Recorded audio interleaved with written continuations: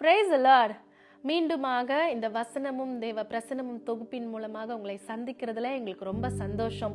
பாருங்க, 2026 வருஷத்துல ஒரு புதிய மாதத்தை, 2ஆம் மாதத்தை காண கர்த்தர் நமக்கு கிருபை செய்திருக்கிறார். ஒரு வசனத்தை நம்ம பார்க்கலாமா?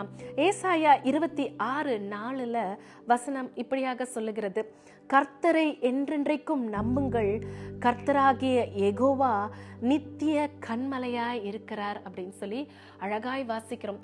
பாருங்க, உலகத்துல நம்ம எத்தனையோ பேரை நம்பி இருக்கிறோம். அநேக காரியங்கள்ல அநேகரை நம்பி நிறைய டைம் நம்ம ஏமாந்தோ போயிருக்கிறோம். ஏன்னா மனிதர்கள் மாறக்கூடியவர்கள். அதனாலதான் இந்த வசனத்துல என்ன சொல்லியிருக்குன்னா, கர்த்தரை என்றென்றைக்கும் நம்புங்கள். அதனை தொடர்ந்து வர வாக்கியத்துல கர்த்தராகிய யெகோவா நித்திய கன்மலையாய் இருக்கிறார். இந்த வசனம் என்ன குறிப்பிடுகிறதுனா, மனிதர்கள் என்பவர்கள் மாறக்கூடியவர்கள். அவர்களை நம்பி நமக்கு ஒரு பிரயோஜனமும் இல்லை. அது நமக்கு பயங்கர டிப்ரெஷனை தான் கொடுக்கும், இவங்களை நம்பி நம்ம ஏமாந்து போயிட்டோமே அப்படின்னு சொல்லி.